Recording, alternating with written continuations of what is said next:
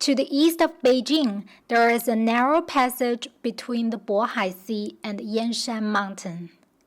People call it the Mountain and Sea Pass, which in Mandarin is Shanhai Pass. In this video, I'll take you to Jiaoshan Great Wall in the Yanshan Mountain in Shanhai Pass, where you can see that passage from above. History of China changed in a battle here in 1644. In the second part of this video, I'll tell you about the Battle of Shanhai Pass, during which the Manchus breached the pass and then conquered Beijing and established the last imperial dynasty of China. Hello, I'm Yan Yan. Today I'm at the Jiaoshan Great Wall in Hebei province. It is part of the defense system of Shanhai Pass, which starts from the Old Dragon's Head, followed by the military city and the Jiaoshan Great Wall. The Old Dragon's Head is a section of the Great Wall dipping into the Bohai Sea. I've taken you there in my last year's video.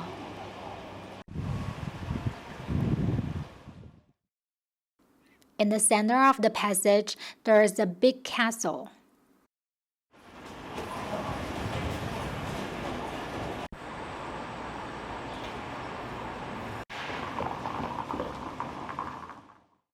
Further to the north, in the Yanshan Mountain, is the Jiaoshan Great Wall. It can be seen from the northern gate of the castle. Last year, when I came to the Shanhai Pass, it wasn't open to public. So this weekend, I came here again. Today, let's go hiking this Great Wall together.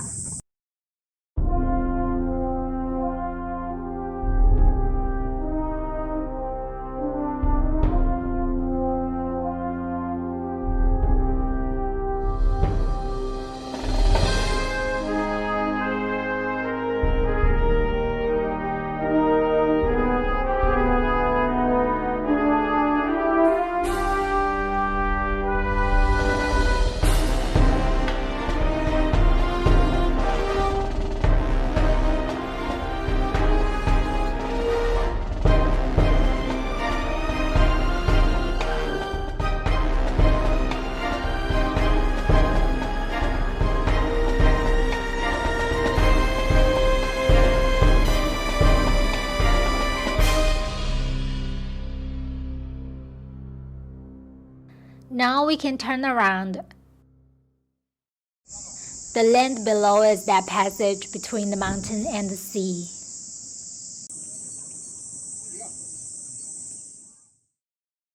The next section is steep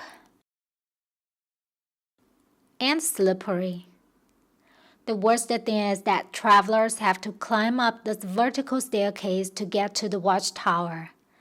This is too scary for those who have height phobia, such as me. From my observation, many people choose to stop and go back down. But actually, there is a path starting from here. It goes along the slope of the mountain, and for us who don't dare to go further up on the Great Wall, we can keep going via this path. The Shanhai Pass is much wider than I had imagined.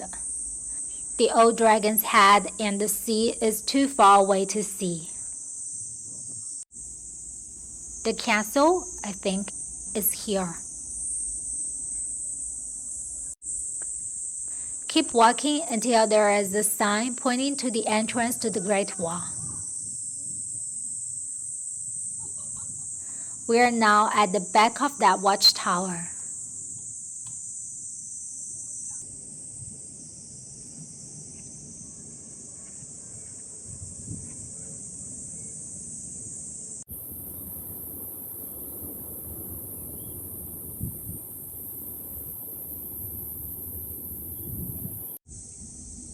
The brave ones who climb up from the vertical staircase on the other side now have to come down from this vertical staircase. This watchtower is so weird. I was staring at it and wondering why the entrance is on the second floor. Then it occurred to me that this one might be a solid watchtower.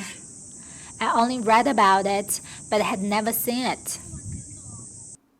On this page of a military book written in the Ming Dynasty in the 17th century, the one on the left is a hollow watchtower, and the one on the right is a solid watchtower.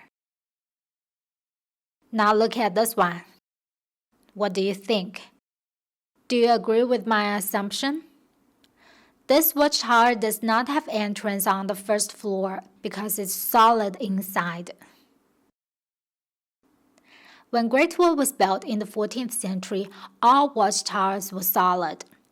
Hollow watchtowers were invented by General Qi Guang in the 16th century. When he was appointed to guard the northern border of the country near Beijing, he built over 1,000 hollow watchtowers on the Great Wall from Beijing to Shanhai Pass. Anyway, let's pretend I just climbed down from this staircase and let's keep walking back to the entrance.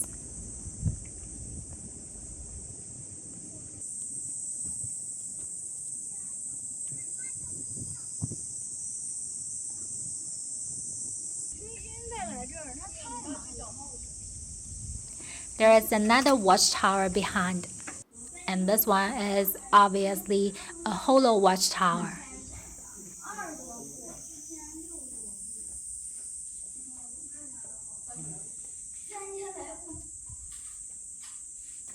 Vertical staircase again.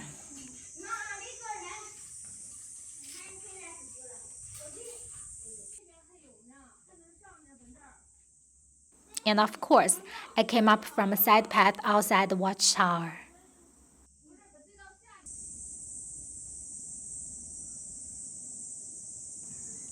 On the north side, the Great Wall keeps going. It was connected to the Jiumenkou Great Wall in my previous video. Now only the foundation of the wall remains. The Great Wall is a profound book. Although I've had many trips to many sections, I still see structure I've never seen and learn new knowledge in every new trip. So was this trip to Shanhai Pass this summer. I learned that the defensive system at the pass was more sophisticated than I had illustrated to you in last year's video. This is the best picture I can find to demonstrate it, but there are some corrections I need to make. In addition to the Great Wall and the big castle built in the 14th century, the old Dragon's Head and 6 more castles were constructed during a period from 1579 to 1644. As to these 2 castles, I can't find any information about their existence. Let's cover them up. So by 1644, there were 7 castles altogether in this defensive system. Now look at the small map on the upper right corner. It actually matches this corrected version. The 7 castles form the zone defense in Shanhai Pass like a basketball team or a football team. Today only the big castle and east castle remain. I didn't show you the east castle in last year's video. I'll show you now, and let's go to the eastern gate of the big castle.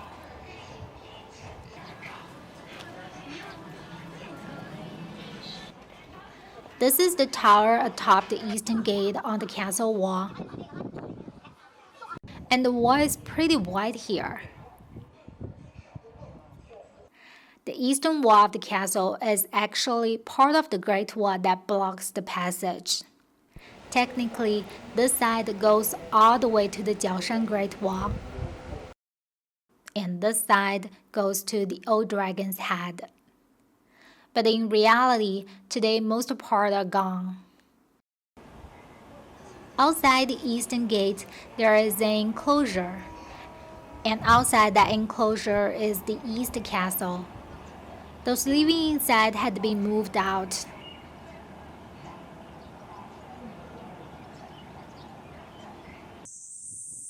In April of 1644, 3 forces gathered in Shanhai Pass.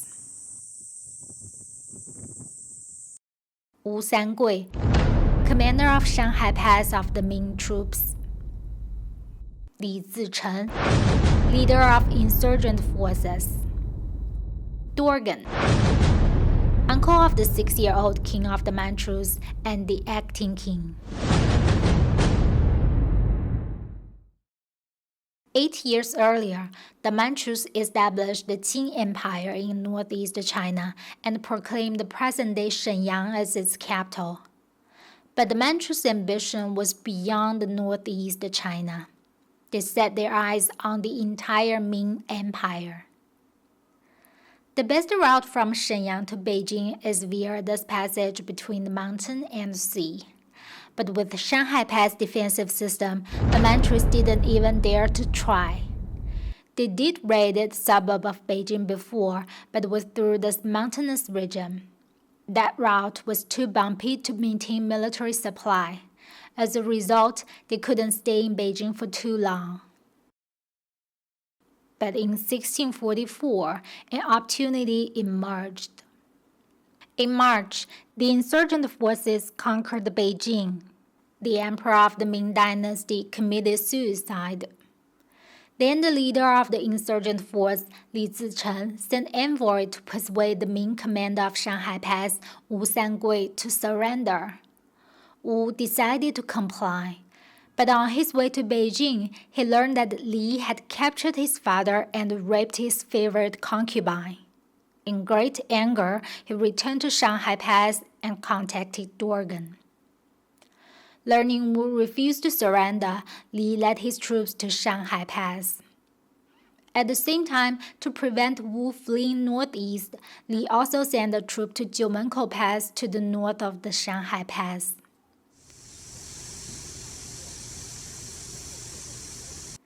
Same as the Shanhai Pass, the Jiumenkou Pass was fortified many times in response to the rising of the Manchus in northeast China. Even 18 years before this battle, special structures were constructed on the wall. Below the Great Wall, there is a tunnel with an underground garrison stationed inside. But who would think this formidable fortress was breached from inner wall side? After this troop breached the Great Wall and advanced outside the pass, they encountered the Manchu troops, which was on the way to Shanhai Pass. They were defeated and retreated inside the pass. When Dorgan led his Manchu troops to the Shanhai Pass, he didn't advance anymore. Instead, he stationed in this castle outside the pass and watched the battle going on between the other two forces inside the pass.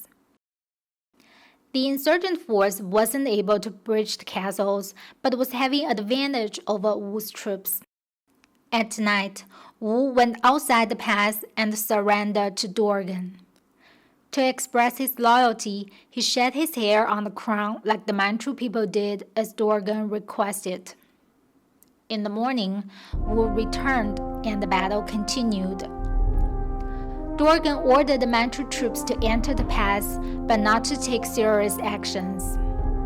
Not expecting the Manchus to help Wu, Li focused on attacking Wu's troops. As both sides became very tired, Dorgan ordered his troops to start attacking Li's troops. Tired and unprepared, Li was defeated and fled.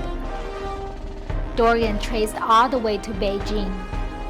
In that year, the Manchus shifted capital from Shenyang to Beijing. In less than 20 years, the Manchus defeated the remaining forces of Li and the Ming Empire, and China entered into its last unified imperial dynasty. The Great Wall that the Ming Dynasty spent 300 years to construct and to maintain became obsolete. In my next video, I'll take you to a castle in southeast China. General Qi Jiguang invented and constructed the first hollow watchtowers there, decades before he constructed the hollow watchtowers on the Great Wall. Who is General Qi Jiguang? What kind of legacies he has left us besides the creative structures on the Great Wall? In my next video, I'll tell you the prequel of the Great Wall story, the Pirates. I'm Yan Yan. I make videos about sites of interest in China and histories and stories behind them. Subscribe to my channel. I'll see you next time.